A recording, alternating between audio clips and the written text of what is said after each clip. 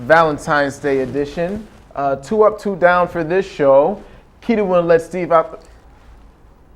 With Valentine's on the horizon, other priorities took place over the show, but don't fret because Marvin and I, we got you. We got you. Always here. Let's dive right into it. Big piece of Valentine's weekend for some folks. NBA All-Star Weekend coming up. Got a bevy of events going on. The dunk contest, the three-point contest. I mean, let's just kind of start with some general thoughts about All-Star Weekend for the National Basketball Association, Mark. Oh, wow. Well, I mean, All-Star Weekend, I think this is probably one of the best All-Star activities that all the professional sports teams have. You got the celebrity game. You have, All-Star Saturday. Then you have the All-Star game on Sunday. I think it's a lot of excitement, a lot of enjoyment. Everybody wants to see what's Kevin Hart going to do again this year in the celebrity game, of course. Win MVP. Then you got this historic three-point shootout that's going on. Then you got these young guns in the dunk contest and the All-Star game. It's not going to be very competitive until the fourth quarter, and that's when teams are going to really turn it on. Agreed. I mean, we talk about All-Star Weekends. What are we talking about? We're talking about players that fans really want to see. We talked about the Pro Bowl. And again, while not many people enjoy the play, the ratings say different things. So when you see the players that you pay your money to see on the court, on the field at the same time, it's worth it. And we touched on it. All these young cats in the dunk contest should be exciting. Hopefully they, turn it up a little bit. Mm-hmm. But especially this three-point contest. Woo! You talking about some shooters? You talking about knock down shooters? People that get it done from behind the arc, Ty. Robin Thicke, shooter. Exactly, just like that. It's Valentine's Day, so I do a little something for the ladies. I mean, you talked about kind of the MVP for the celebrity game. Bold prediction, you're thinking forward. Your MVP for the pros. For the three-point contest, I'm gonna have to go with Steph Curry. I know I talked about it a couple of weeks ago, but I like Steph Curry. Coming from a 50-point game just a couple of games ago against Dallas, I think it's going to translate to another hot shooting moving forward, Ty. What about you? All right, you want to rock the three-point Curry? Yeah. Great shooter. Goes without saying. Exactly.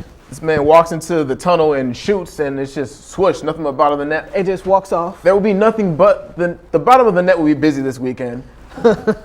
Kyle Korver. Kyle Korver. Again. The new All-Star. Kyle Korver. All-Star. Sorry, Mr. Knight, but as a whole, Korver, Curry, Thompson, Harden, Redick, J.J. Redick, Irvin. It's going to be good, but I'm rolling with Kyle Korver. We're talking about the man who set a record 126 games again with threes. He's deadly from deep. Definitely so, but when we go into the dunk contest, not a lot of star power, but a lot of young guns in here. You got the Zach Attack with Zach LaVine. You got Victor Oladipo. You got Mason Plumlee. And you got my man from Milwaukee, the Greek Freak, and Giannis Antetokounmpo. But, Ty, who do you like in the dunk contest, though? It's tough. I'm leaning between the Greek Freak and Zach LaVine. But I think the extension that Giannis is able to get, I think that's what's going to cause a difference. And again, these young guns, sometimes you need that new energy to kind of light a fire under an event. And while the three-point contest will still be better, the dunk contest will be a lot better. But I'm going to go with Giannis there.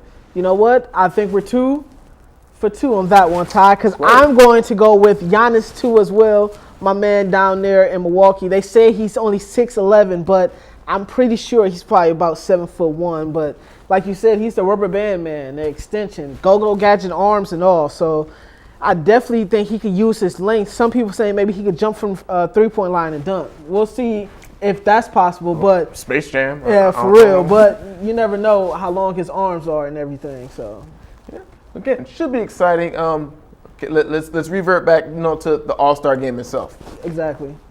Who do you see kind of walking away with that one? No, this is a little harder to judge. Mm-hmm. again, they don't really give that effort until the chips are really down in the fourth, and it's kind of a free-for-all those last few minutes. I think I'm going to have to give it to my man James Harden. I think Harden is definitely someone that can thrive in a game like this, where it's just up and down, fast-paced, and especially if he can get hot and get going.